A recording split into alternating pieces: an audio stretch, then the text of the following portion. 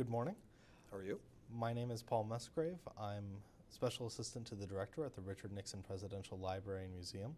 It's March 10th, 2009. We're in the National Archives building here in Washington, D.C., and I have the honor and privilege to be interviewing Patrick O'Donnell. Mr. O'Donnell, thank you for being here. Happy to be here with you. Let's start out with some biographical information. You were born in New York City, right? Correct. How did you end up becoming a Hoya? Well, I guess just the normal way. I went through the various iterations in grade school, etc. My dad was a military officer, so we moved about every 2 years, and I went to a great number of different schools throughout my earlier years. And then a friend of my dad's discovered me out in California in the 9th grade, where the graduates went into the orange groves, and convinced my dad to allow him to start a little mini scholarship for me to go to a good school. So they transferred me from Riverside, California, St. Francis de Sales High School, to Deerfield Academy in Deerfield, Massachusetts. And I finished up there and caught up with myself because I was in the dark ages of education. And I applied to Georgetown and got in. And my family's Catholic, and my mother was very Catholic, so she wanted me to go to a Catholic college. And we lived at Bolling Air Force Base at the time. My dad was at the Pentagon, but we lived at Bolling Air Force Base right here in Washington, D.C., 3 separate times, so it was kind of a local college from my parents' perspective. And I boarded. I lived on campus, but my parents were right there at Bolling, so I had it both ways. And that's how I ended up there. What was the student body like in those days? Well, it was the gentlemen of Georgetown. It was a different time. You wore a coat and tie to classes. If you were living in the dormitories and you were Catholic, you had mandatory Mass daily, or at least 4 days a week. You had to turn in a Mass card, and it was subject to disciplinary action if you didn't. As a freshman and as a sophomore, you were due in on weekends at 12, I think, on Friday night, and 1 o'clock on Saturday nights. It was very strict compared to the Princetons and Yales and other schools around the circuit where they were past that point. If you were at the school, nobody cared what time you came in. So it was pretty highly regimented. I probably needed that. And even in that environment, I got in trouble once in a while. You leave Georgetown, you get a law degree, and you stay in the district. Tell us about being a corporation counsel or corporate counsel for the D.C. government, the district government. Well, when I got out of law school, my parents had moved in the meantime to Hawaii. My dad took a post there. And so during the summers, I was in Hawaii working in a law firm and intending to take the Hawaiian bar exam along with the D.C. bar the year I graduated, the summer I graduated. So I took the D.C. bar in July of '59. That was the time my dad moved to Hawaii, and I moved out there with him and waited to see. No, I'm sorry, I've got that messed up. We moved in '59. I just got out of college in '59. So I got into law school. I came home to Hawaii every summer, worked in a law firm, and stayed with my parents at Hickam Air Force Base. And then when graduation came in '62, I had intended to take the Hawaiian bar and the D.C. bar. So I took the D.C. bar in July, went out to Hawaii intending to take it, I think it was in September. And they issue a ruling every year who was eligible to take the bar, and I was not eligible because I had not lived there for a year. That was their residency requirement. So that was a big stumbling block, and I decided, well, I'd stay in Hawaii till I found out whether I passed the D.C. bar. And luckily I did, and I came back to Washington to accept a job offer with the Corporation Counsel as opposed to staying in Hawaii, which I would have done if they would have allowed me to take the bar. Convoluted answer, but that's how I ended up at the Corporation Counsel's office, which is now called the Office of the Attorney General of Washington, D.C. People didn't relate to the title Assistant Corporation Counsel. What did that mean? Now it's Assistant Attorney General, the same people that did the jobs I did, and it fits much better. And it's the attorney for the city, and I think we had about 100 lawyers. It was a big law firm, and criminal and civil and appellate and that kind of thing. And I went through all of those divisions for the 6 years I was there, and wouldn't trade it for anything because I was thrown into court like the second day. Go upstairs and try this case. Here's the file. What? don't I have to know something? That's what you went to law school for, get up there and try it.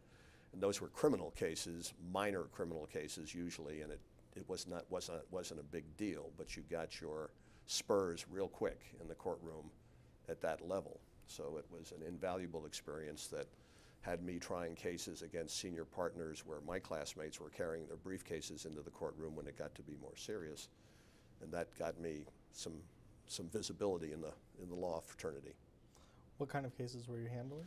Oh, I did it all. I did civil. I started off in criminal, and then I did about a short time, a year or so, in appellate, and then I did the rest of the time in civil litigation, which is all manner of cases, all of the zoning cases, all of the regulatory cases involving the District of Columbia, all of the defense work when the district gets sued for, any number of reasons, many, many times a day. So we had a big staff because it was a big workload. And it was in the U.S. District Court, and it was also in what is now known as the D.C. Superior Court. We were in both, and then the U.S. Court of Appeals and the D.C. Court of Appeals. Great training ground for a young lawyer. You do this for a couple of years. How do you get... Did it for 6 years, yeah. Were you a Republican at that time? Were you active? Well, sort of. My dad was military, so a little bit agnostic on the political side by necessity, but I felt myself conservative more than Republican. Mm-hmm. And then I got exposed more in Washington as I lived here and worked here that I decided I was a Republican. Didn't take an act of Congress, didn't take me signing anything. I just said, yeah, I'm a Republican. When did that happen about? Oh gosh, probably a couple of years into my working situation in Washington, and I got to be a little bit aware of what the power structure was in this city, and that the two-party system was alive and well here, although most people in Washington were Democrats, but there was a Republican Party. And then Richard Nixon was, running for president during that time and won. And so that kind of was my segue. Well, I'm asking this because your first job was somebody who was former, he was former RNC chair and had been with the Goldwater folks in '64. Tell us a little bit about Dean Burch. Well, Dean Burch was a family friend, as was Senator Goldwater. My father and Goldwater were very close personal pals, had been for years. I'd known Goldwater since I was in my early teens, living at the Broadmoor Hotel in Colorado Springs, where my dad was then assigned. And I used to caddy for him. I knew his daughters. I dated his daughters, knew his son, Barry. So there was kind of a family relationship there. And then when I came into the White House under Timmons, one of my assignments was to kind of be close to Senator Goldwater, make sure that we're doing everything we can to satisfy his needs with the White House. And that was one of the functions I did, along with Timmons. I didn't supplant. Timmons was my boss. I don't want to mislead you at all, but that relationship was a good, solid family relationship, and I was at his funeral and loved him. So Dean Burch becomes FCC commissioner. Yeah, he becomes FCC, Federal Communications Commissioner, chairman. And he called me and he said, I need a good young lawyer with litigation experience who has no axes to grind at the FCC, has no agenda. I said, I have much less than that. I mean, I don't even know anything about the FCC. I know it has to do with radio, television regulation, but that's about it. He said, either do I. He said, why don't you come down here and be my legal counsel, and we will learn together. Because he came in cold too. He had no telecommunications or communications experience. So I had the advantage of learning with him, with a very good staff who would brief us on the various issues, the burning issues of the commission, and I and a few other of his key staffers would sit with him on these things. So that was the best way to learn, because you didn't have to read all the cases, you didn't have to get in all the minutia to get the firm grounding that I needed to be helpful to him. But I went in there, his knowing that I knew nothing about it, and him knowing that he knew nothing about it, but he didn't want some staffer from the commission who already had his ties and links and prejudices and positions. So it was a wonderful opportunity, and it took me out of straight litigation into this regulatory regime. It was a wonderful period. I was with him, I think, only for about a year and a half before I went over to the White House. And I'll give you the background on that when and if you ask me. Well, I want to talk a little bit more about the FCC because this is an interesting and powerful body that I think was even more powerful at the time. What were the burning issues? What were the things you were learning about? Well, cable, for instance, at that stage was in its infancy. It was called CATV. That's what we called it. And it had gotten to a level within the commission that they had a senior person in charge of cable television. And it was kind of interesting to work through some of the local issues, which was frequently about local licensing and irregularities in that, and fraud and abuse and criminal charges and whatever, as people fought for the local licenses around the country. And that was just one issue, but the others were just the basic regulatory issues facing the radio and television industry. For instance, if I remember correctly, FM was not doing well in those days, was hardly on the air. AM was not thriving, and people were thinking the radio industry is going to shrivel up and go away. TV will take over. As we know now, 20, 30 years later, the radio industry has burgeoned and prospered, and AM and FM and all that have done very well. That was in the days of the Fairness Doctrine, which the Democratic agenda now has to reimpose in a unveiled effort to shut up the Rush Limbaughs of the world, who are so successful in a background where the liberal talk shows, radio shows, etc., don't have an audience. They just don't have an audience. They've been very unsuccessful.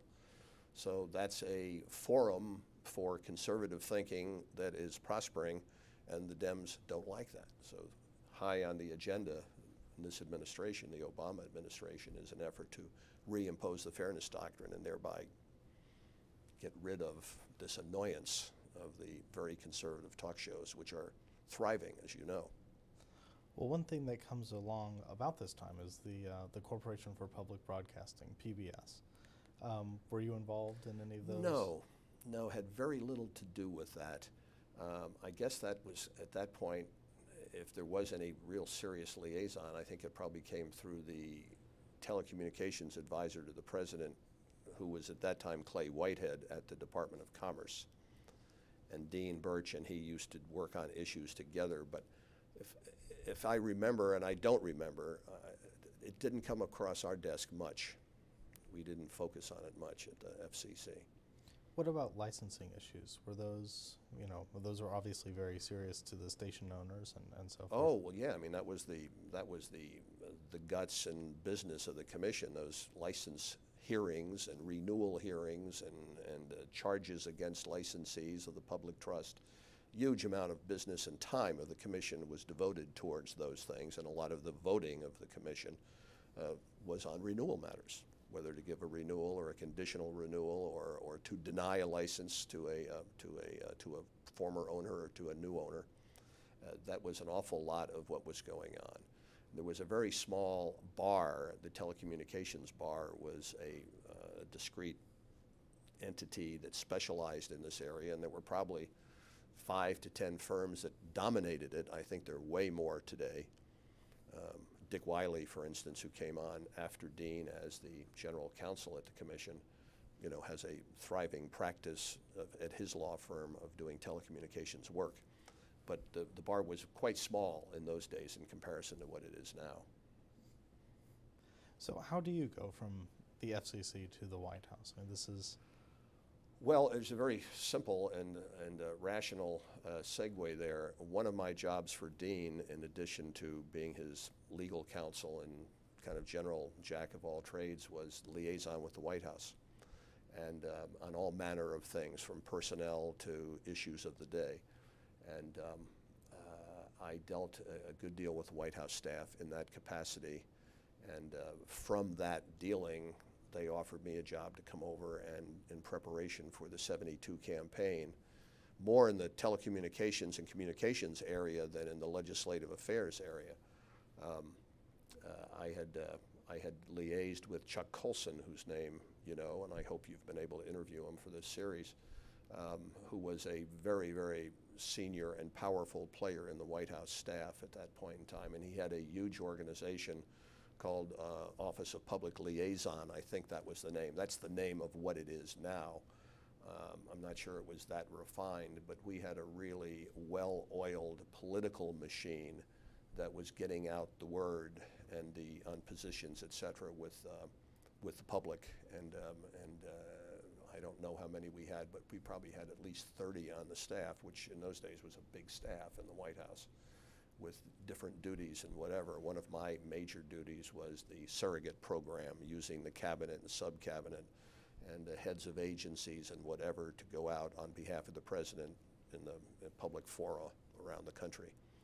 And in those days, it's totally different rules. It was perfectly legal to have the hosting organization pay for the official to go out into the field, air travel, hotel, et cetera. That was totally legal. You can't do that anymore. That's been stopped. But for that reason, we had an awful lot of people on the road all the time. And of course, in those days, we didn't have the computers. Those lists were typed up, changing every 5 minutes to go through and recalibrate them was a big deal. And we had a very, very successful organization, and getting out talking papers to the cabinet and sub-cabinet, and then arranging briefings for the same people, arranging briefings for outsiders, business groups and whatever, who would come in the White House, and you'd have Henry Kissinger and Al Haig or a cabinet officer come over and spend a couple of hours with them. That was great. It was a wonderful experience for me. It was a total change of pace from the FCC, but the FCC is what gave me the link where they offered me the job. And I went in to see Dean. I'll volunteer this. When the offer came, and I said, I'm torn. I'm now to a stage where I can really help you on the substance, and I understand it now, and you understand it, and here I am leaving you. And he said, listen, I'm sitting in this seat because of a presidential campaign, meaning the Goldwater campaign, which he chaired. He said, you've got my blessing, go on over there, and as a matter of fact, I might be joining you sooner than you might expect. I said, might expect? I'm not expecting anything. What are you telling me? And he said, well, they had been talking to him also about coming over to the White House. And he said, I'll only go over if the circumstances are right. And then shortly thereafter, and by shortly, I don't know whether I mean 2 or 3 months or 4 or 5, 6 months, but pretty soon after I came over to the White House, Dean came over as counselor to the president. And he had one of the jobs like Bryce Harlow had. It's cabinet level, but without portfolio and without staff. I can get into that later if you want, because I ended up being part of his staff unofficially. Well, how did the counselor to the president positions work from the bottom up? I mean, we've heard from other people, talking about Pat Moynihan or Arthur Burns, but this is a different experience. Yeah, well, I mean, each one is different, and they were based on the personality of the individuals and the disposition of the president. When I was there, it was Dean, and I forget whether Don Rumsfeld had that title or not. He did. He did have it, and but it was a very special rank, and they sat in the cabinet meetings, and they had total access to the president, and usually no staff. So that, their strength was that they had this proximity, but their weakness was they didn't have any way to do the paperwork and get in the memo flow and whatever unless their secretary did it. And Dean had me doing a lot of things for him while I was working for Bill Timmons. And he'd say, I need you to do this and this. I said, Dean, I got a full-time job. I got to do this. He said, why don't you come with me full-time and we'll do it together? And I said, I'm flattered, but I'm working for Bill, and Bill really needs the help on the Hill, and I need the visibility and the exposure to the members of Congress so that they know me better maybe down the road when I might have to do some business with them. So Dean finally got a guy named Chuck Lichtenstein, who was a terrific, terrific intellectual and political operative who came over and did his speeches and did his political work and whatever. Now, he did that at the FCC prior to that, and then he later came over to the White House, and I'm a little bit vague on that. I think I'm correct that he did come to the White House. You probably know better than I do, but my memory is that he followed Dean later after Dean was able to get that taken care of to allow him to have at least one key staffer. And Dean was an intellectually brilliant guy. I mean, he just was so fast and quick, and he had the political skills and the substantive skills. And for instance, I would spend 2 or 3 days doing a 3-page single-space memo for him in detail about a license renewal or something. And He'd say, all right, let's talk about it. And he'd pick it up on his desk and literally go through the pages like this, toss it on the desk and say, all right, let's discuss it. The first couple of times I would say, you didn't read that. Yeah, the hell I didn't. Test me. So I would test him, and he had the ability to just absorb information like that. Something that Nixon had also. Just absorb it right off the page, and it's stayed here. Is that common among people at that rank, or is Not in my lifetime. Most of them don't have that skill at all. I mean, you know, you give somebody a 3 or 4 page talking point thing to go out and talk to people, and they forget 2 of the 3 points. I mean, that's what my normal experience is with members of the House and Senate and that kind of thing. But Nixon, as with Dean, I mean, you gave him a talking point thing, and occasionally when I would do one of those meetings and somebody would come in, and Nixon would work his own personality around the talking points, cover every one, almost do it verbatim, having spent 30 seconds taking a look at the briefing paper before the meeting. So he had incredible intellectual ability to do that. That's a God-given gift. I don't think you can teach yourself that. What was the difference between you'd been in government when you went to the White House for almost a decade. Yeah. What was the difference between being in the agencies, as we say, and then being in the White House? Well, it was just no comparison. They were just like different worlds. I mean, being at the FCC, which was a bureaucratic organization, regulatory in nature, lawyers and filings and pleadings and papers and memos and memos and memos, and you know, that's the way it was. At the same thing at the Corporation Counsel's office, it wasn't memos and memos, but it was litigation 24/7. I mean, I was in court constantly. That's what our job was. And then suddenly I'm in the executive branch in the White House, which is a totally different feel. I mean, it's just, I can't compare it to anything I'd ever done or anything I did since that time. It was an awesome experience, eye-opening, and again, not something I would trade in a million years, the experiences that I had and enjoyed. What portfolio do you get when you come over? You're a staff assistant. Yeah, staff assistant to the president, just a gopher, you know, just a gopher. I was about 32 years of age, and you know, I knew what my job was going to be, doing the surrogate program for the campaign. There was a question whether they would have me do it from the White House or from the campaign, 1701 or whatever it was. 1701 Pennsylvania Avenue. And Colson and others decided that they needed me there in the White House. They had somebody else that was doing almost the same thing with the surrogates, but for strictly political events. Clark McGregor, I think. Well, Clark McGregor was more senior. They had a guy named, this was under, the fellow that later went to jail, Jeb Magruder. Jeb Magruder was kind of in charge of this thing, and they had a fellow named Cole. Darn it, I'm forgetting. Ken Cole? No, not Ken Cole. Bart Cole, I think it was, who did the surrogate program. But he did political events around the country, and I did more of the business events around the country. And frequently we would try and coordinate them. The reason being that the White House wasn't supposed to be doing these political things. But we would coordinate them where a spokesman or a cabinet member would go to Chicago, and he would do one event for National Association of Manufacturers, and then he'd do one for the Republican Party of Illinois on the same trip. And we would double up on those frequently. But luckily I stayed in the White House and worked out of that, because most of the folks over at the campaign went to jail for various reasons. I just didn't get exposed to that, and I didn't have that sword hanging over my head about misbehavior. We ran a clean shop in the White House. At least I thought we did. How did the process work? I'm curious about how it was chosen that David Kennedy, this is too late, John Connolly would be sent instead of, you know, someone, Maury Stans. Well, I mean, on the really big major events, they would talk about that at the senior level of the White House. But basically, that was me for most of the rest of it. I mean, I had all of these huge piles of invitations. The rejects from the Presidential Scheduling Office were a starter, but once it got known that there was an office in the White House that entertained these requests, I was besieged.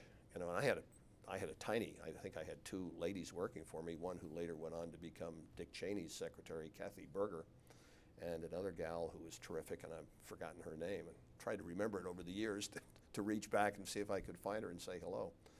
But that was it. I mean, we just had two of us running this stuff, and I would send out memos by the thousands almost to targeted members of the cabinet and sub-cabinet. Now, so you remember you've got probably another 2,000 or 3,000 people in Washington who are the sub-cabinet, assistant secretaries and the like,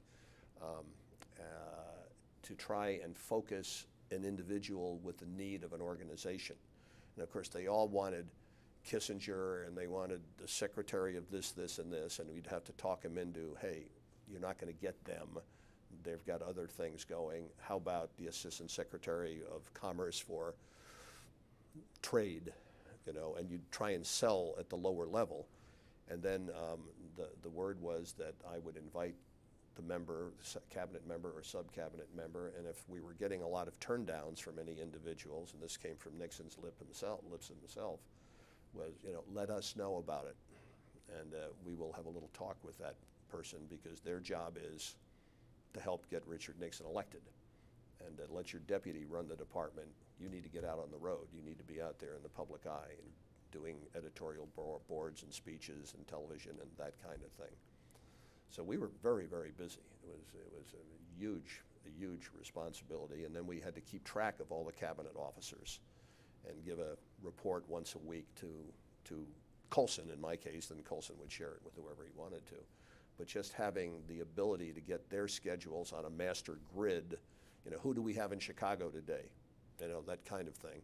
And yeah, we've got 3 people in Chicago. Okay, quick, get word to them. They need to cover this and this speech and this and that speech. And on top of that, sending out the talking points. We had a whole division of the Colson operation that prepared talking points on the issues of the day.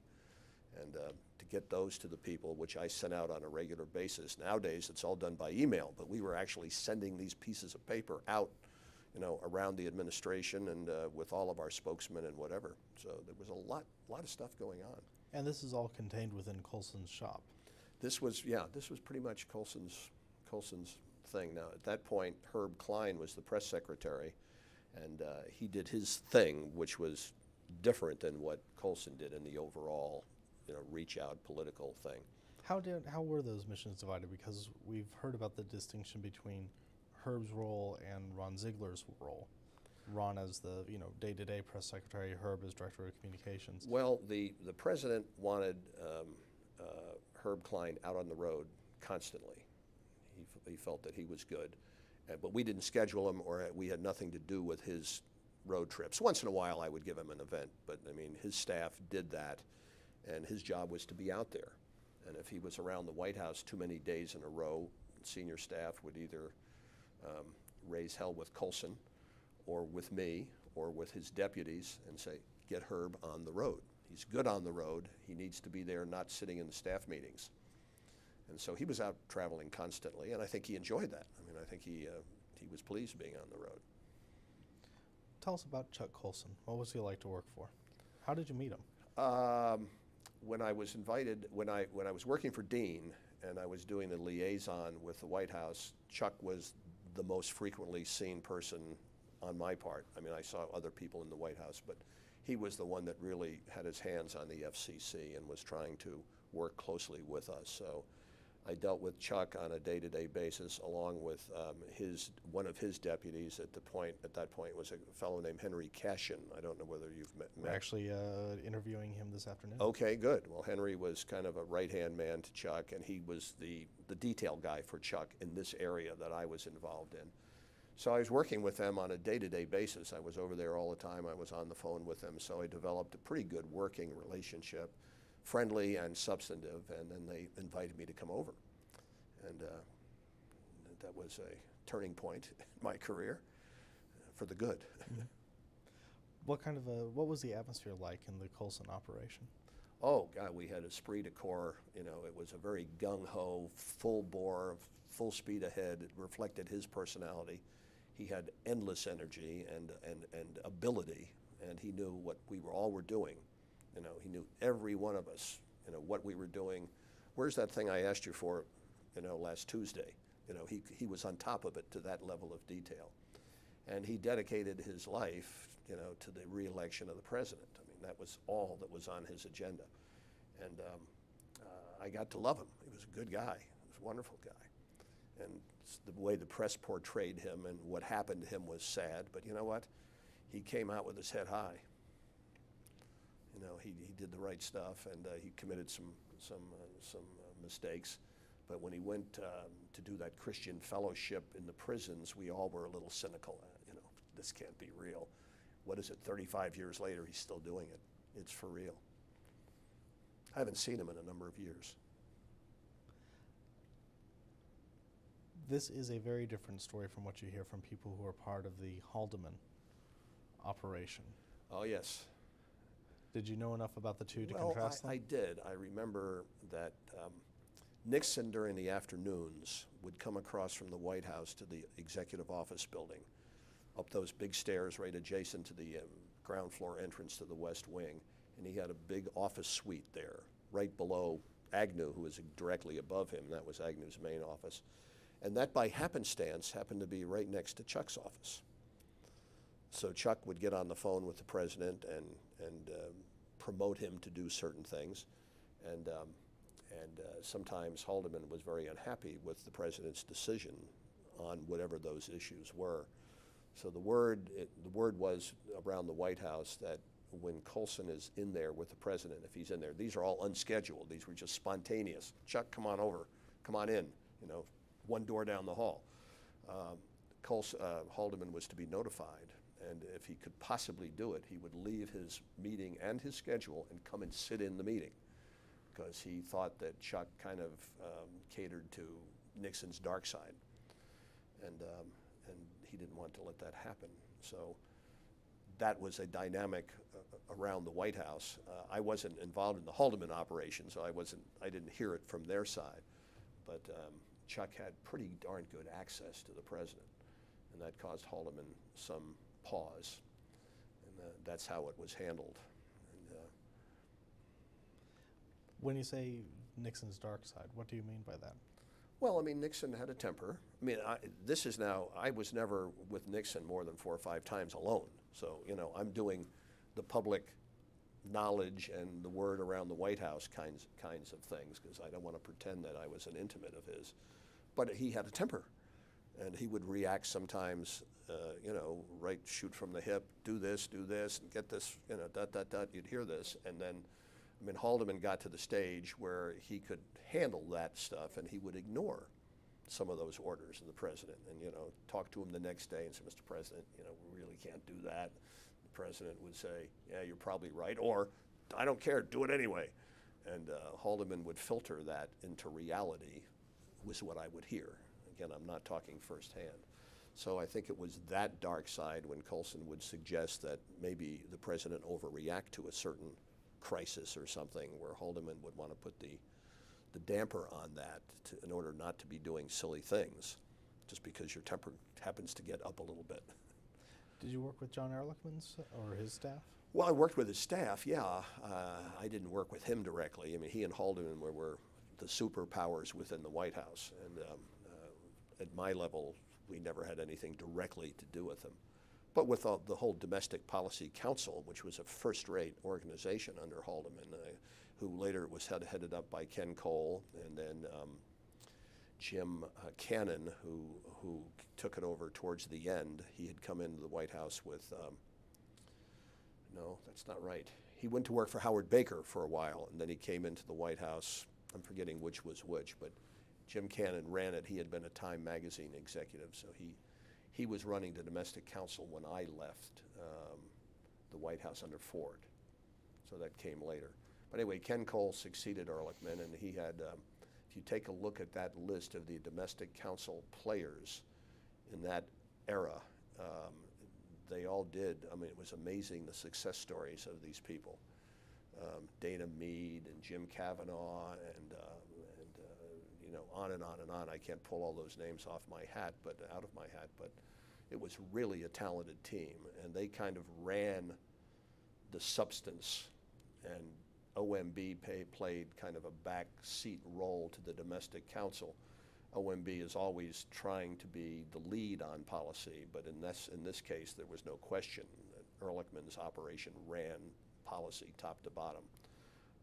In later administrations and whatever, that job normally seems to gravitate to OMB, which the public knows very little about.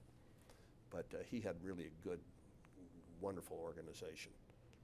Well, let's talk a little bit more about the details of what you were trying to accomplish in the Colson shop, because this is much more, it's not partisan political, but it is, Colson is sitting there working to get the president reelected. Yeah.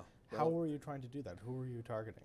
Well, I mean, it was across the board. We had, in the Office of Public Liaison, we had people assigned to the elderly, to the Hispanics, to the blacks, to the governors, to the Senate, to every possible group you could think of had somebody on Colson's staff who had responsibility for that group. And so it was, we were overwhelmed by things that we were doing. I mean, it was just get Nixon elected. That's above and beyond all. It's 122 days to the election, and a big sign up in his office, clock's ticking. And, what have you done for the president today? When you get up in the morning, you need to start thinking about it, and run all your ideas through Chuck, who was very receptive. I mean, he was very accessible and willing to hear from you on, on whatever ideas you had. And every now and then he'd take you up on a new idea. Wish I could cite some of them for you. I can't even think of them now. But he was a great guy to work for. He inspired his folks, and I have nothing bad to say about him. I loved him. One interesting sidebar, though, is during Watergate, I was interviewed by the FBI about any knowledge I had of what was going on in the thing, and I had none other than what I was reading. And they said, "Well, did you have a phone number extension such and such?" I said, "Yeah, that was one of my extensions." "Well, you never talked to one of the lawyers who became famous in the Watergate. You never talked to this lawyer?" I said, "No, I never knew him, never met him. Just, I've heard about him since Watergate started." And they said, "Well, we have this series of calls from your number and to your number involving this lawyer." I said, "Gee, I'm sorry. I don't know what that means. I had nothing to do with him. I never called him, never heard from him, whatever." So they figured it out. Colson had an extension on his phone bank thing, those old things with all those buttons in those days. My extensions were on his. And so he decided just to use those numbers as he dealt with this guy. So we unscrambled that egg, but it was, I'm thinking, am I in trouble here? What, did I have calls I don't remember, or what went on here? Well, I don't want to get too far. We're going to talk a little bit about Watergate, obviously, but I don't want to get too far ahead. How do you leave Colson's operation? I mean, Colson himself, departs in early 73. Well, I mean, it was over. Right.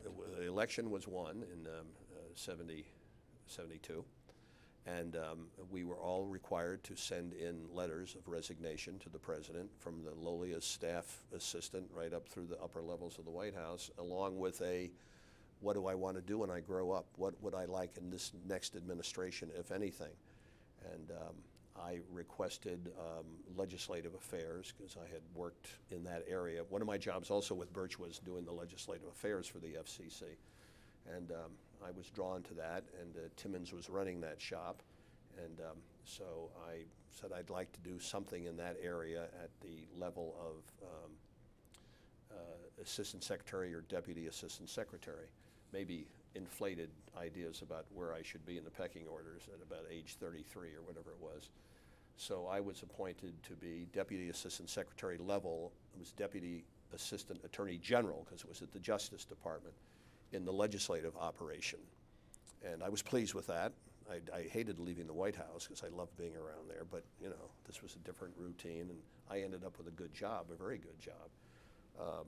And did that under a guy named Mike McKivitt, who had been the congressman from Colorado, who had been defeated that year, who came in to be the assistant attorney general for legislative affairs. At that point, it was Kleindienst who was the secretary, and I got along with him famously. I knew him well during the campaign, and I could bring in a piece of paper and say, "Need your signature." And I'm not going to go to jail on this, but you're not going to get me in trouble on this. No, sir. And he'd sign it. Great. And I had this good access. And then Elliot Richardson came in when Kleindienst had to leave under a cloud having to do with the convention and ITT, and what have you. And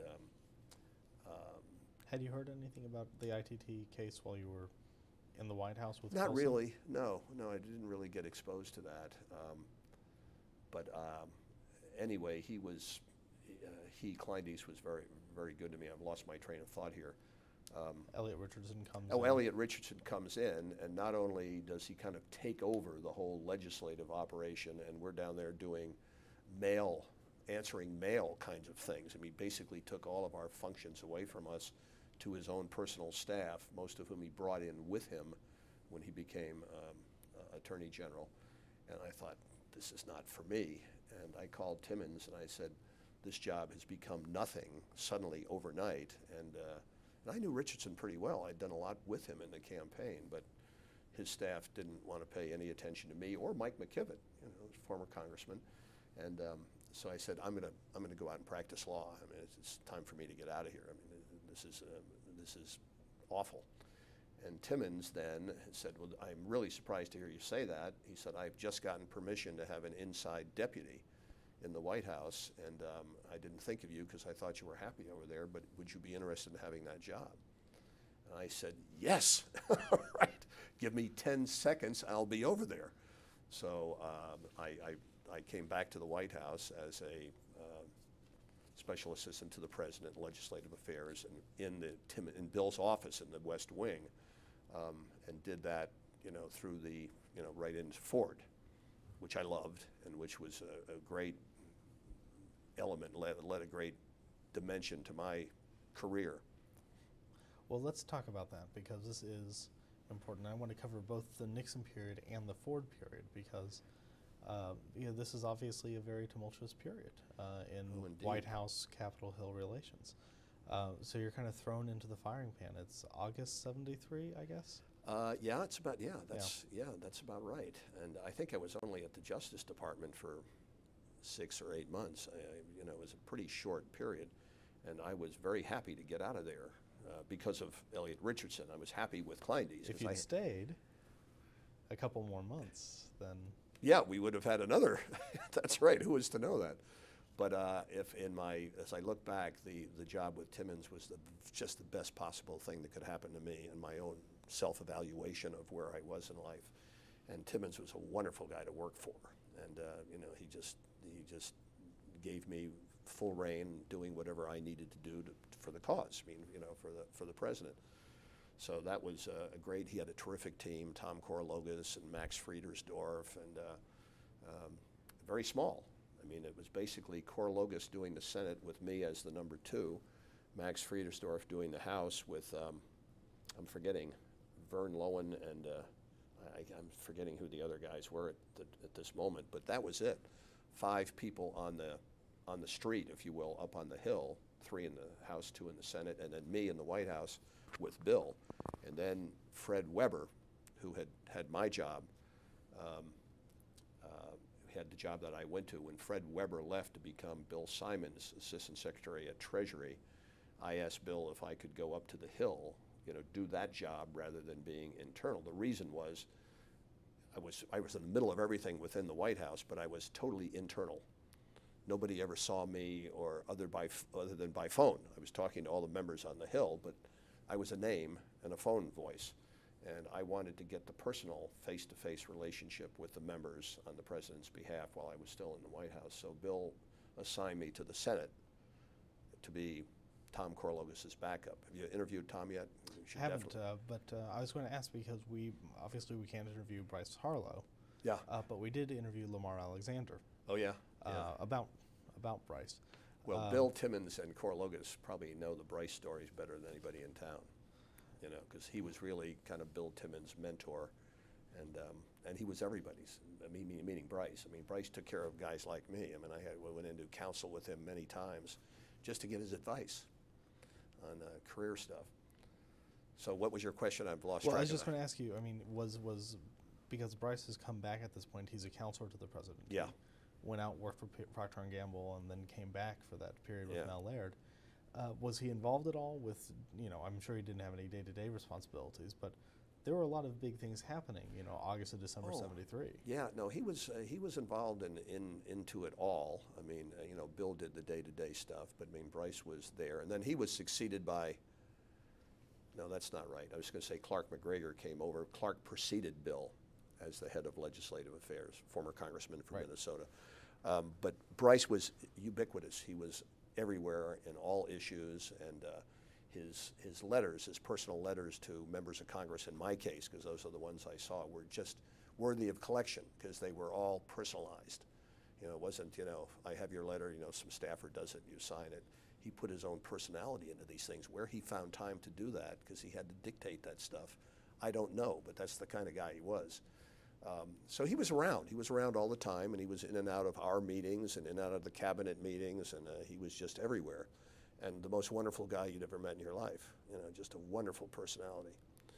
And then when I left the White House, I'm just trying to think. Oh, I wanted Rumsfeld. I had done his confirmation for Secretary of Defense, and I had run it out of the White House, and I wanted that job over there for Assistant Secretary for Legislative Affairs Defense.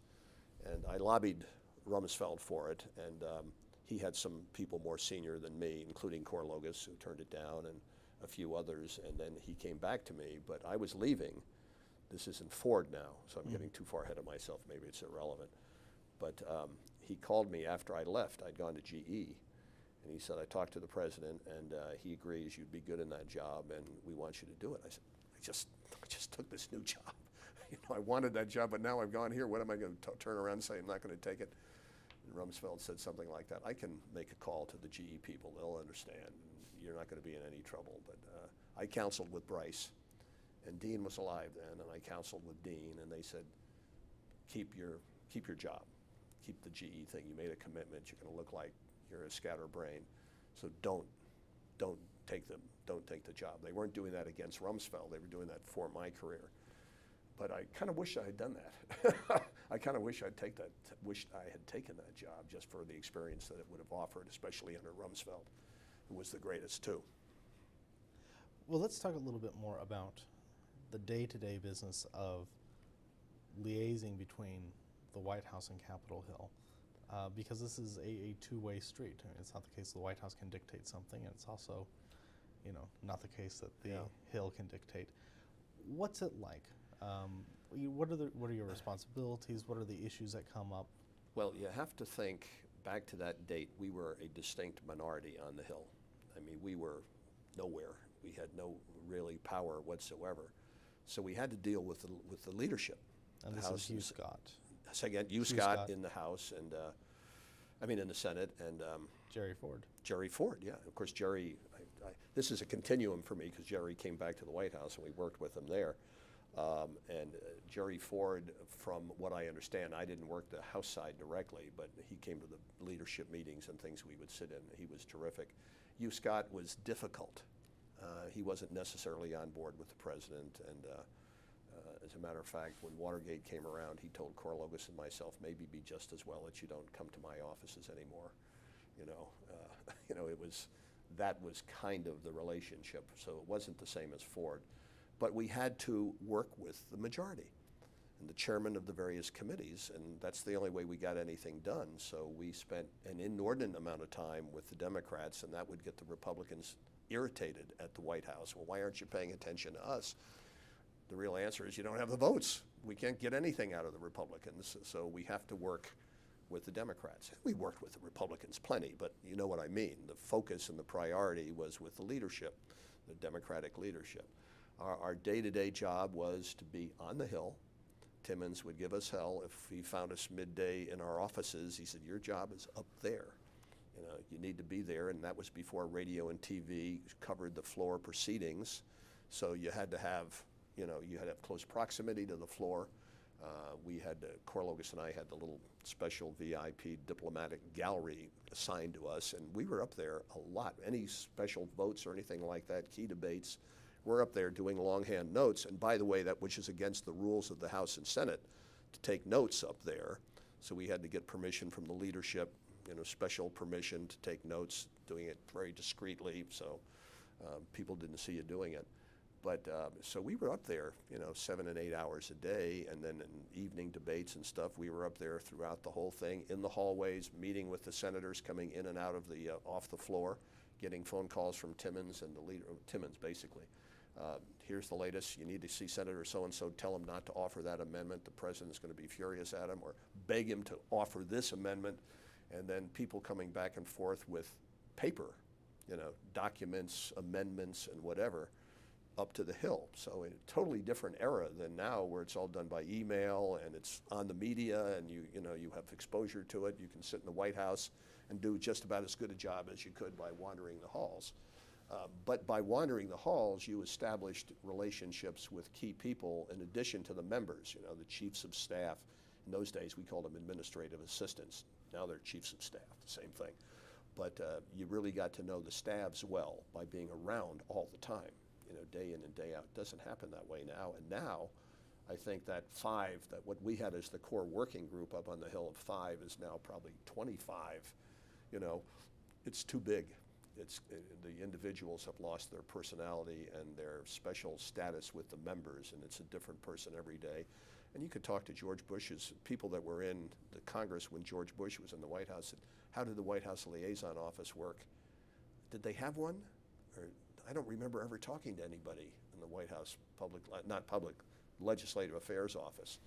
They were not strong the way we were with Timmons, and we were so much smaller, but we had our own personalities and recognition by the members as having access to the president, having the president's ear, and then you'd have meetings every now and then with Nixon, much more with Ford, where Nixon would say, Mr. O'Donnell's going to be my man on this point. Just call him and he'll report to me. Well, I never reported to Nixon once in my life directly.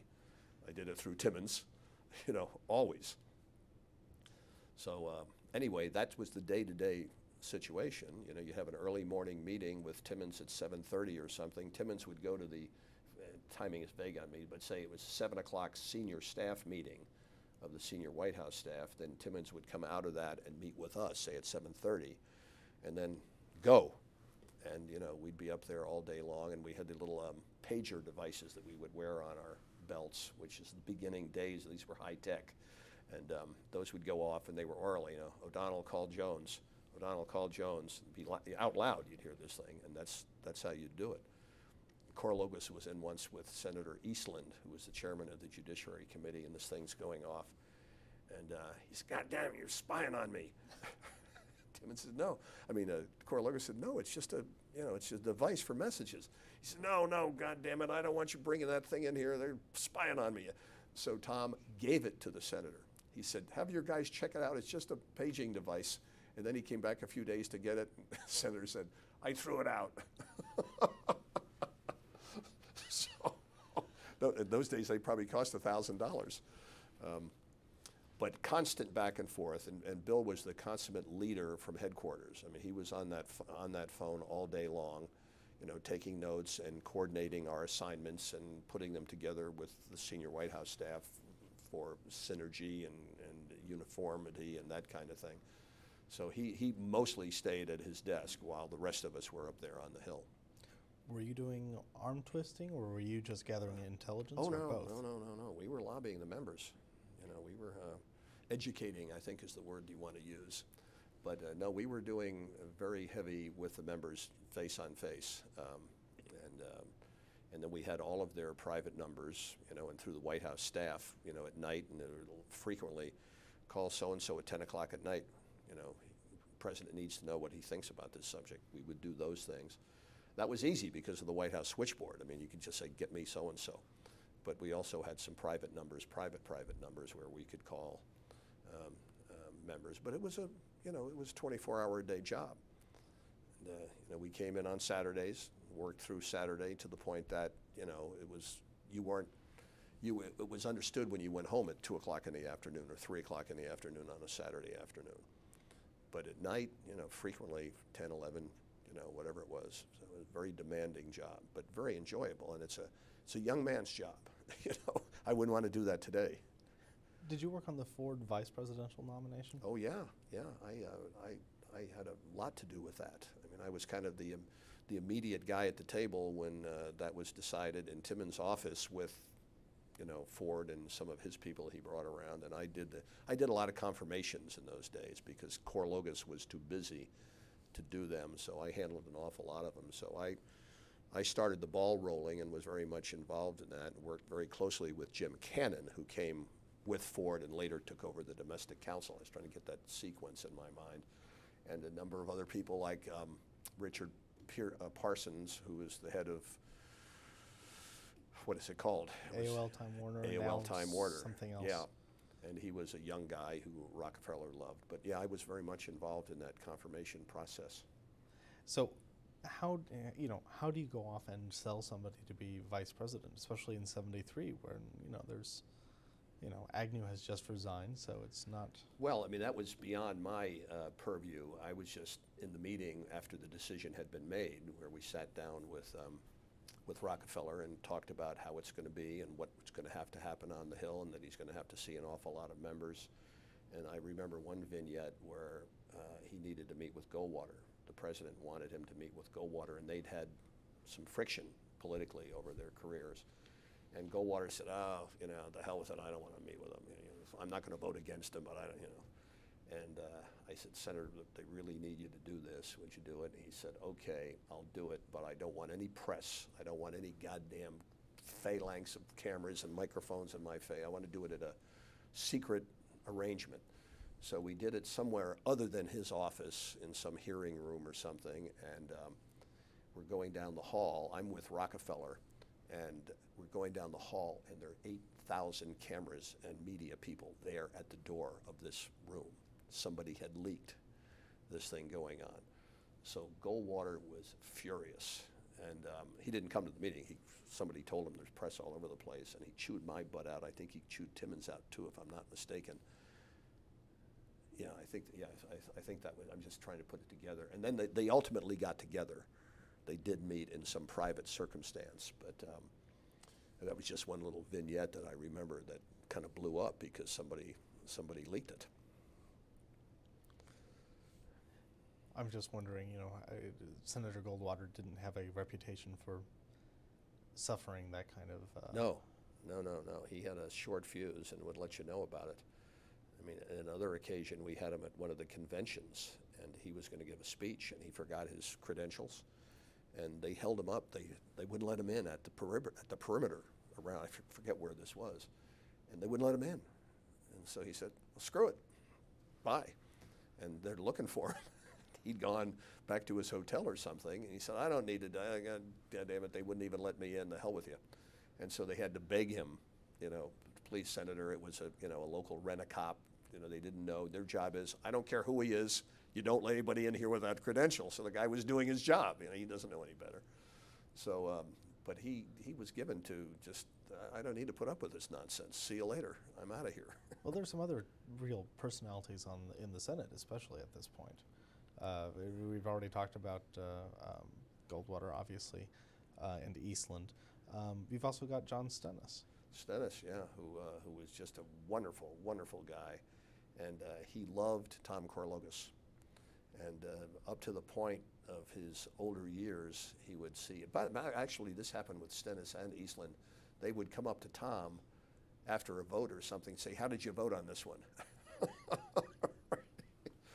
But Stennis was a wonderful gentleman, and we worked with him a lot, day in and day out. And he was at the White House all the time, and the president liked him. I mean, what was not to like about John Stennis? He was an honest guy, and he was totally loyal to the president. And Corlogus will tell you the story, but I'll tell it to you too. The president decides to invite Eastland and Stennis down to the White House. This story's gotten around, maybe you've heard it, for a drink after work one day in the middle of Watergate. And he's going to explain to him his position on Watergate. And he starts about 3 times, and Stennis, Eastland interrupts him. Don't worry, Mr. President, we're with you 100%. We don't need to hear all the details. We're going to be with you. He said, well, guys, I'd really like you to hear this. So after about the 3rd time, Stennis interrupts Eastland. He says, John, would you be quiet and let the boy speak? So they were a unique couple of guys. And we were good to them. I mean, you know, when they needed some special attention from the White House, we were there, you know, to do whatever was within reason, frequently traveling. You know, they'd be at a meeting. You know, Stennis was so good about it. He said, I don't want to upset anything, but I need to get to Mississippi tomorrow morning at 8 o'clock. Do you think you could give me a lift? And then you'd have to go through the White House staff, the mechanism, and you'd get turned down. That was the deal. There was a military aide who was told to turn down all these requests for special transportation. Then you had to appeal it up to the chief of staff, and you had to go through it every time, you know, rather than say, hey, you know, let's just go. We're going to give him a plane when he needs one. So we take it up, and Rumsfeld and whoever was the chief of staff at the time would Al Haig, too, I ultimately imagine. say, yeah, fine, he can have the plane. We're going to fly him down there. And they were special guys, those two guys. And there were some others there. You'd have to say the names to me right now because they're not rushing to my mind. But there were some special guys. Sparkman, who was chairman of the banking committee at the time, he was a wonderful old gent. Loved the president. Seems like there was as many Democrats who liked the president as Republicans. Well, yeah, those conservative Southern Democrats. I mean, you know, they were Nixon fans, I mean, in great part, not all of them, of course. But so we had a lot of friends there. I mean, we were dealing in the minority, but we had a lot of friends who were chairman of the committees of jurisdiction, which helped a lot. McClellan of Arkansas, who was chairman of the Appropriations Committee at the time. He loved Nixon, and he loved us. He loved Tom and me, and we were in his office all the time. And you know, we developed these personal relationships, which was very helpful to our mission. You know, to have access to these folks. I mean, I could walk into McClellan's office any time of the day and say, I really need to see him, and I'd be in there. You know, as I try to do that as a lobbyist today. Try to see the chairman of the Appropriations Committee. Get in line, pal. You know, but I'm just thinking. This is kind of unique because both Senators Humphrey and McGovern were still in the Senate. Did you have to work with them or their staff? Humphrey we worked with all the time. I never worked with McGovern. That must have been Tom's job or something. But we worked with Hubert Humphrey constantly. He couldn't have been better. And he did the foreign aid package for us every year. And he would always say, this is the last year. I'm not going to handle it anymore. I'm catching more heat from my own people. Oh, Senator, one more time. The president really needs you. Okay. He'd tell his secretary, Ursula, make a note. This is the last time I'm doing this. And but he always would do it. He was a wonderful personality. Just go back to John Stennis for a second. You come in 6-10 weeks before the idea of the Stennis Compromise is floated. Did you hear anything about that, or was that conducted? No, we were in meetings when that was discussed in the legislative team because it involved him, and I forget who gave birth to that idea, and we thought it was a wonderful idea, but it didn't fly. You probably remember more about the details about how that got shot down, but there's actually a lot of confusion on the details. Which is, depending on who we you trusted him totally, and I think the Democrats were saying he's too old and he's too, beyond his prime to be trusted with this job. We can't just let him. And he probably would have. He probably would have said, "Hey, nothing wrong with these tapes." That would have been that. But he did. Stennis had a favorite pet project called the Tennessee Tom Bigby Waterway down through the South. And it was a huge public works project, billions of dollars, and it was Mississippi and the surrounding states, and all the members were very much in for it. And Stennis caught a bullet one day out in front of his home, and he went to the hospital, and there was some fear that he might die. And Corlogus was in visiting him. He said, "Tom, I don't care if I die. I want you to make sure President remembers his commitment that Tennessee Tom Bigby gets built." He said, "Yes, sir. I'll tell the president personally." And I think he did. I think he actually told the president personally on that one. Did it get built? It got built. It got built. It really did, against huge opposition, 10, 12 years of lawsuits. Every single court in the country it went to, I think, including the Supreme Court, and it ultimately got done. I got hired by the authority that was doing it after I got out in private practice. Stennis said to these folks, "Mr. O'Donnell's going to be your new lobbyist." And they said, "Really?" And he said, "Yes, I'll leave the room. You can talk over the business." This was in his office, and they hired me. That's the kind of guy he was. I think partially they hired me just in case the thing went down. They could blame me. And when it got done and was finished, my name never came up. It was everybody else taking bows. But it was just one of his pet projects, and he wasn't going to let Nixon forget that he had committed to that. Did you have any dealings with Senator Buckley? Yeah, but not close. His election had been a project of the president, which is why I'm asking. Yeah, and I forget what year he came in. Did he come in 70? I think. 70. He was Because always Agnew going back and forth, making speeches for him. He was a decent and a nice guy in our dealings with him. I didn't deal with him much. Tom must have done the dealings with him, and then he later got a judgeship. Yeah, many years later. I guess, is he still on the bench? I've lost track. That I don't know. Yeah. I mean, he's of an age, so. Yeah. I'm asking these questions because we've talked to several members of the House Judiciary Committee, but of course many members in the Senate have moved on in one sense or the other. And I'm just trying to get a sense of what the reaction of the body was to Watergate, especially because you come on before the Saturday Night Massacre and then you're there through what everybody increasingly assumes. Yeah, through all that stuff. I was there for all of that stuff when we had Bork in the office and the whole number. And when we took the transcripts up to the Hill, which the thinking within the White House was this was going to solve the problem. This is going to show that Nixon was innocent. And we're reading them. Corlogus and I are literally reading these in the car going up to we had not seen them at all, going up to the Hill to distribute these to the leadership. What? And we're reading some of this text saying, how is this going to save our bacon? I mean, this doesn't make any sense. And of course it didn't, and it was the beginning of the end.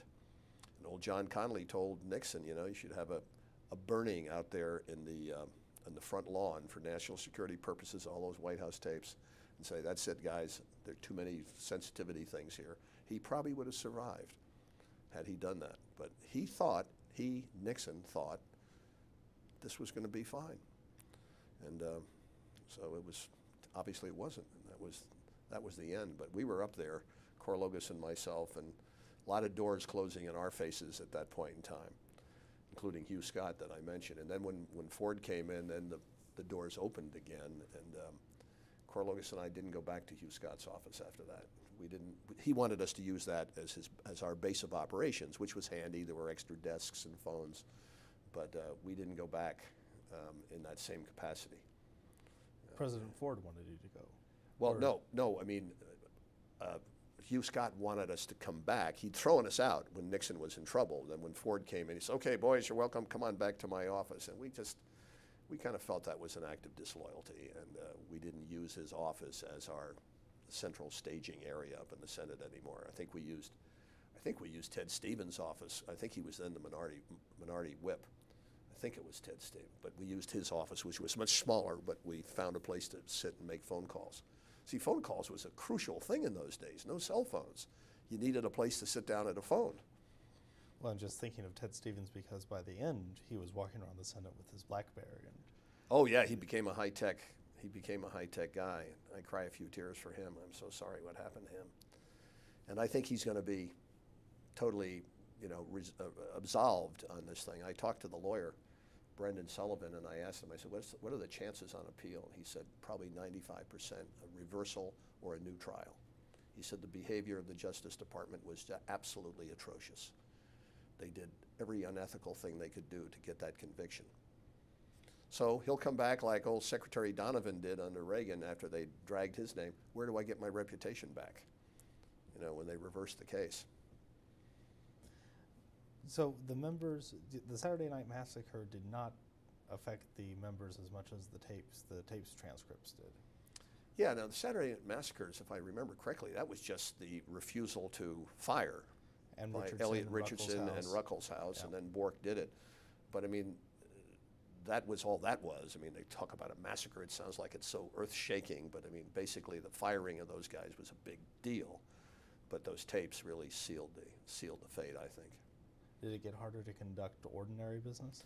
Yeah, I mean, everything was all Watergate at that point. We were still doing our job, and there were appropriations bills and things of that nature, but the whole government was preoccupied with the Nixon matter. You know, that's why I still support Jerry Ford to this day for pardoning him, you know, and getting it off the front page. You know, hey, it's over. Don't let this thing drag on for 5 more years in court and all those kinds of things. And that probably hurt Jerry Ford very badly in his reelection, his not reelection, his election when it came up, you know, because of that pardon. Was there a sense within the White House that the president, I mean, did you feel the president growing more distant? Well, yeah, we saw a couple. I mean, Timmons' office was then where the vice president's office now is in the West Wing. So, and when I was sitting there in Timmons' office, the president would come by, and one time the Secret Service, not the Secret Service, the FBI showed up towards the end, and they were monitoring the offices and making sure documents weren't being taken out and that kind of thing. And Nixon came down the hall, and he either pushed or had a verbal assault on an FBI agent. You know, it was, you know, he lost his cool. And I don't know whether this got reported or not, but I mean, it was right outside our door where, you know, get out of my way or something like that. So you know, things were tense. There's no question about it. And then I had a younger brother, Terry O'Donnell, who, I don't know whether you want to talk to him. He became, well, that's the Ford administration, I'm sorry. He was Ford's body guy. He had the job that Steve Bull had with Nixon. You've probably interviewed Steve. You know, Steve is a wonderful friend and good guy. What was the sense like, well, I'm sure Bill Timmons would have chewed you out if you were having too many meals in the mess, but what was the sense like among the junior staff, the staff assistant, special assistant level, as Watergate drew on? You know, I don't recall exactly a tenor or a particular sense. Everybody was fully aware of what was going on and frightened to death that this could be the end. But I never heard any whispering, you know, this is over and what a son of a gun he is and we should quit and that kind of thing. Everybody was totally with Nixon, you know, 100% supportive of what he was doing and that he was a good president. So we didn't have scuttlebutt or people, you know, rabble-rousing in the ranks. I never saw any element of that at all. And we would have a regular, you know, there was a circular table down in the White House mess that held about 12 people or so. And we would frequently come back from the Hill to have lunch there. And, you know, so we were in the scuttlebutt of what was going on, and I just didn't see any of that attitude. Did you think that Nixon was going to pull through? Yeah, I was hopeful right up to the end until I really started reading those transcripts.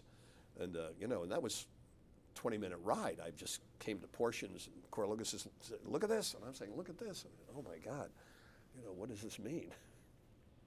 But I was hopeful and, you know, semi-optimistic all the way through that we were going to get through this thing. But it wasn't to be. When did you realize, I mean, were you in the East Room? Yeah. Well, it was in the Roosevelt Room when he said goodbye to the colleagues that before he resigned the next day. We were there working. That was in the Roosevelt Room where he said, guys, I let you down. I'm so sorry. And left the room. What was that scene like? Oh, it was a tearjerker. Everybody in the room had broken out in tears. Trent Lott was there. He was a young member of the House. I can't remember why he was there because he wasn't in leadership, but he was there. He was on Judiciary. Oh, sure. Yeah, and he was a strong supporter. But yeah, that was a sad event. We were there that night, and the next day when, you know, he gave it on the steps of the helicopter, and off he went. Then we went down and to put an element of humor. We went down to that 12 top table, Corlogus and myself, and all these White House staffers are sitting around there. And he said, Corlogus says, "What are all you Nixon guys going to do?" You know, as if, you know, he wasn't one of them. And great memories. What was that afternoon like? Well, it was a pall. I mean, you know, we went into the mess and had lunch, and then everybody went off and did their own things. You didn't see anybody the rest of the afternoon. I don't remember what the heck we did, whether we went back to the Hill or not. I don't even remember what day of the week it was. It was a work day, I guess. It was a regular weekday. August 4th or August 9th. Ninth. 9th. But we went back to our offices at least and commiserated amongst ourselves. And then, of course, we immediately had the vice presidential thing come up and all that work. So we were working right through it. Why did they settle on Rockefeller? That again is outside my pay grade. He was just served up. This is the new vice president designee. Your job is to help him get confirmed. And that was that. Job which I enjoyed. And then, by the way, when Rockefeller had his last meeting with Ford before it was decided that he was not going to be on the ticket in '76, I happened to run into him in the White House lobby, West Wing lobby. And he said, "Patrick, I've been looking for you." Well, obviously he hadn't. He'd just come out of the Oval Office. But he said, "I got to make some quick calls to the Hill, to some leadership." He said, "You know all the members?" He said, "Let's sit down right here in the corner of the West Wing lobby." We sat, phone there. He said, "You call these guys and tell them I'd like to speak to them. I need to tell them." And he told me what happened. So that's what we were doing in the lobby there, calling the leadership, where he would tell them that the plan was for him not to be on the ticket and that he was comfortable with that and da-da-da-da-da-da. And then Jim Cannon came in, who was kind of his chief aide. He happened to walk through. He didn't even know anything about it. He said, "What are you guys doing?" He said, "Well, I'm calling up people, let them know I'm not going to be on the ticket." Cannon goes, "What?" And so he sits down with us while Rocky is having these conversations with various leaders. Little vignette of history that was dear to my heart. I'm just thinking of the historical irony of a Goldwater family friend being in being in that thing with Rockefeller. But I had been a classmate of Rockefeller's son Steve, so when we first met each other, that kind of was a bonding agent. He liked that, so that, in addition to having the job of doing work on his nomination, was the family tie, and we had a nice few laughs and a few warm moments about that. Had you ever run into John Dean because of the Barry Goldwater? Well, after the fact, because Barry Goldwater stayed close to John Dean, and I think they're in business together today. They wrote a book together, yeah. But I think they did some real estate things like that. So, and I was pretty close to Barry Jr. And sometime during the following years, Barry called me. He wanted a job in the administration. I guess this was in the Reagan administration. And could I help him get the job? And then he refreshed my memory that he and Dean were good pals and still were good pals. And I knew Dean pretty well, while we were at the White House and stuff, and liked him before he became a traitor to the president. But we dated the same young ladies back in those days. We were all single, I hasten to add. Did you have a purple convertible too? No, but I did. He called me one day shortly after I came on duty there for Colson. His office was right down the hall in the EOB. He said, and he was counsel to the president, a young guy, and he said, "You probably don't remember me, do you?" And I said, "John, I've seen you around, I think, but I don't remember it." He said, "Well," he said, "I used to date Carla Hennings, who was the daughter of then Senator Hennings of Missouri, Democrat." And I said, "No kidding." I said, "I used to date her too." And he said, "Well, yeah, I know that." He said, "You had a big party at a house, a bachelor house I had in Georgetown, and she brought me as her guest." And I remember meeting him. And now Dean had a hell of a memory. He really did. I mean, I totally drew a blank on remembering. And luckily, I treated it well. And I said, "Well, that's wonderful. I love Carla. Whatever happened to her?" And he said, "Well, I married her." I went, "What?" And he said, "Get a hold of yourself." He said, "We're divorced now." And wow, I was startled. Of course, then he married Maureen, and that's all history, all of that stuff. I haven't seen him in years. I haven't seen John in years. I want to ask about the difference between legislative relations for President Nixon and legislative relations for President Ford. Well, it was a totally different game. Ford being a Hill creature and having worked with us, the Timmons team, he immediately embraced us and entrusted us and whatever. As a matter of fact, he had he had an advisor, Governor Scranton of Pennsylvania. Former Governor Scranton came in during that little transition period and did a little quick study of the White House staff and made recommendations about how he should handle the new White House staff. One of the recommendations was get rid of the Timmons organization. They're tainted. They're spoiled goods. And Ford's reaction was, that's the one group I know. He said, I know those guys. I know every one of them. I know them and trust them. And not going to happen, Governor. Let's hear the rest of your recommendations. But if he'd had his way, we would have all been just dismissed summarily. But he was very much more warm and outgoing than Nixon was. He took an interest in us. He really knew our names. He knew who we were. And we talked him into having a congressional day, maybe once a week, which for 2 hours we would run through a bunch of members, maybe 3 minutes to 4 minutes per meeting. Nixon would never do that. So we were able to run a lot of members through rank and file, leadership. We would decide, Timmons and his staff would decide. And that's where Ford really gave us status, because whoever was the staff guy for that meeting was the only one in the meeting. So it was Ford and I remember with Mark Hatfield, he covered more subjects in 4 minutes, and then he was so organized. He had it all, little cards. He'd hand the president a card and whatever, and the president said, Pat O'Donnell will be working with me on this, and so stay in touch with him, and blah, blah, blah. But now with Ford, I actually did report on some things directly to him. But as far as Hatfield was concerned, it gave me status that I didn't have in his mind's eye up until that point. And he was very flexible with the Hill. I mean, he wanted to do well by the Hill, and he was much more willing to take calls from members and that kind of thing. So it was a great sigh of relief, after the tension of the final days of Nixon, to have this warmth and the members up there embracing you. Great, Jerry Ford is a wonderful pick.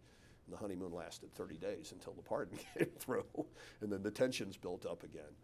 But it was night and day, sort of the attitude of Ford, and that permeated through the White House. So we, as the legislative staff, had more stature and recognition as a result of Ford being in the White House than Nixon.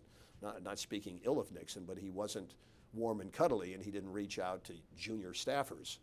He barely knew you existed, and that's just the way he worked. What was it like? There was in the early days of the Ford administration, there was the idea of the hub and spoke, which I believe also lasted about 30 days. Which say that again? Hub and spoke. That. Well, that was Rumsfeld. Well, when Rumsfeld got rid of the other spokes. Yeah, well, that's right. He said we're all spokes and we're all equal, but I have the biggest spoke in the wheel, kind of a thing, and that wasn't going to work. I remember one incident where Jerry Ford was in with somebody, and Kissinger came, and he needed to see the president immediately, and my brother was then Ford's body guy. He was the Steve Bull, and he said, well, Mr. Kissinger, he's in with so-and-so, you can't go in there. And he barged in anyway, and he got a couple of very cross words from Ford, like, Henry, can you see that I'm busy here? Please. And he went out just red and, flummoxed, and how dare this happen to the great Kissinger.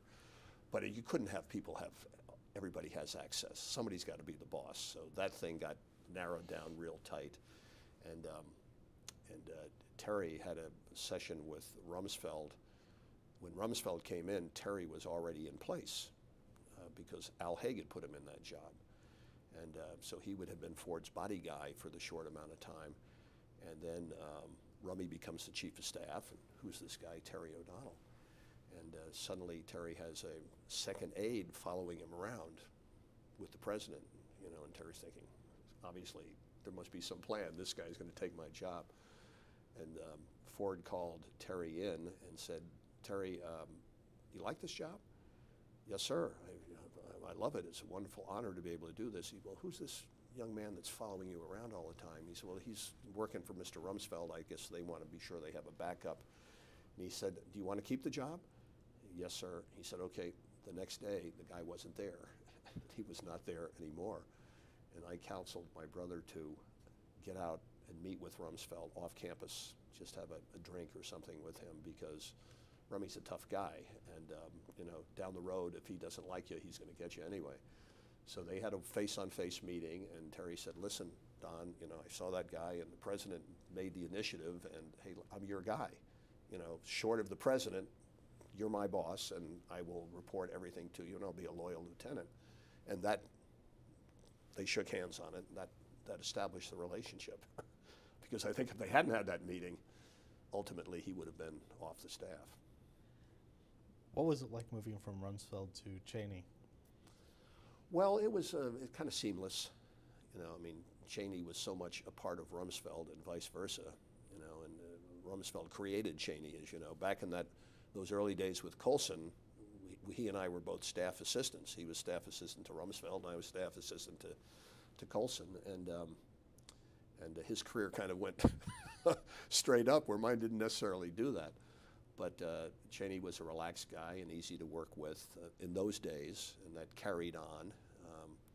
Then when he came back to be chief of staff, and he needed somebody really good to be his secretary, my secretary ended up as his secretary.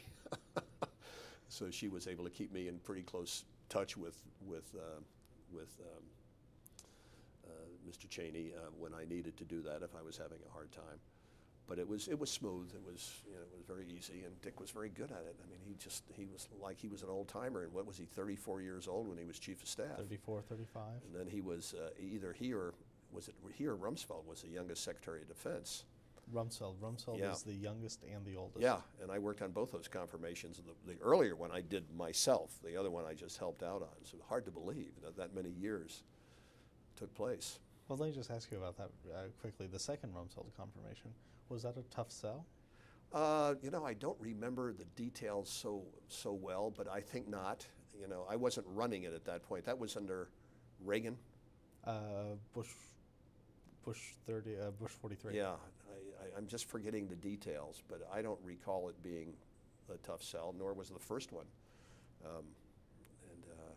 I think he was a great Secretary of Defense. I think he was a great political operative, and it's a shame what the media and the left has done to Dick Cheney and Don Rumsfeld. They have made them into demons when they were both very competent, smart, effective political operators. Darn crying shame. But I was starting to say Rumsfeld created Cheney politically because Cheney was his staff assistant, and then, you know, helped that career bounce up several times. I want to ask you about Ford has the great cabinet reshuffle. Schlesinger is out, Rumsfeld moves up. When was there a sense that Jerry Ford had made the presidency his own? Gosh, I can't give you an opinion on that. We were doing our basic job. It was much easier under Ford. We were much more liked even after the pardon was issued.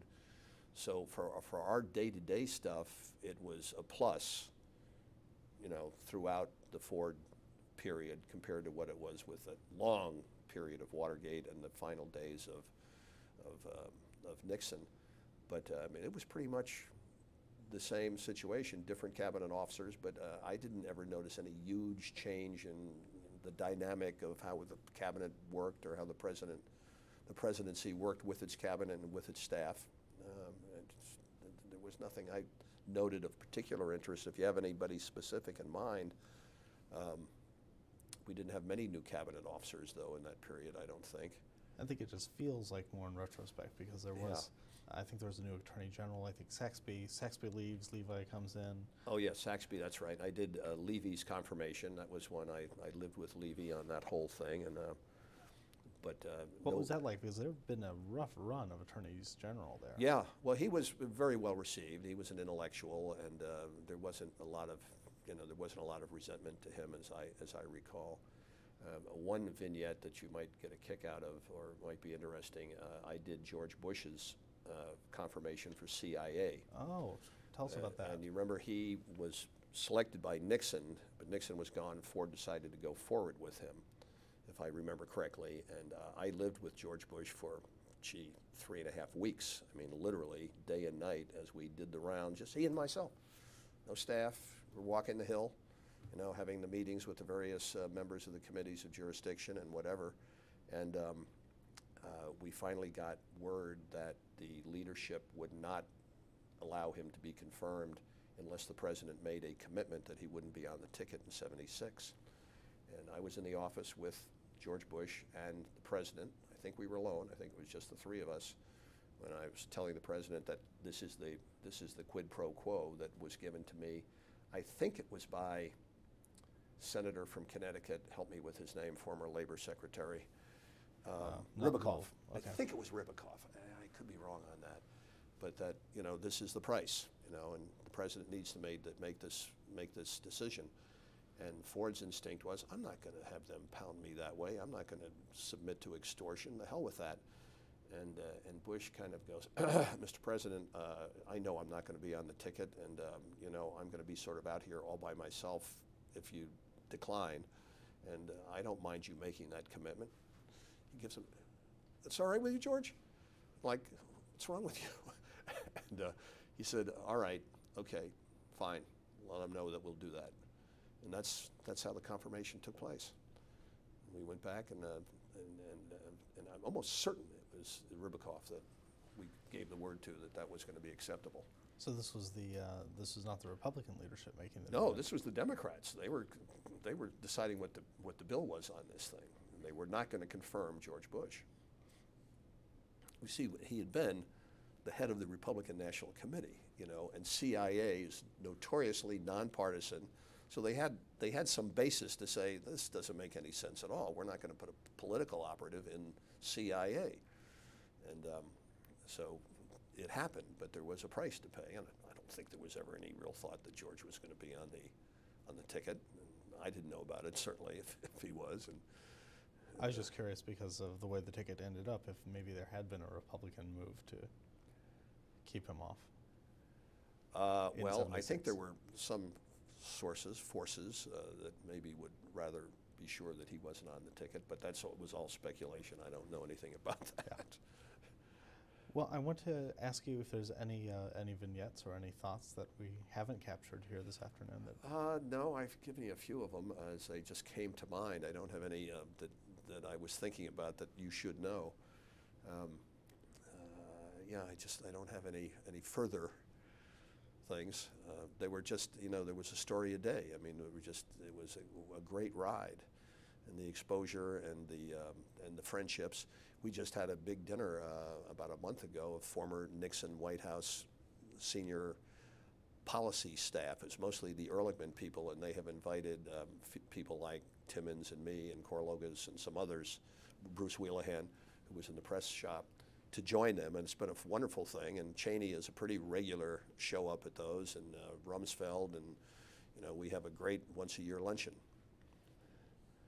And you ought to get a list of the attendees at that thing, because they're all updated with current addresses and all that thing. I have a list of which I'd be happy to give you.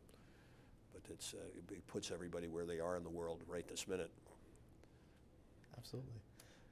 Mr. O'Donnell, thank you very much. Thank you. Enjoyed it thoroughly.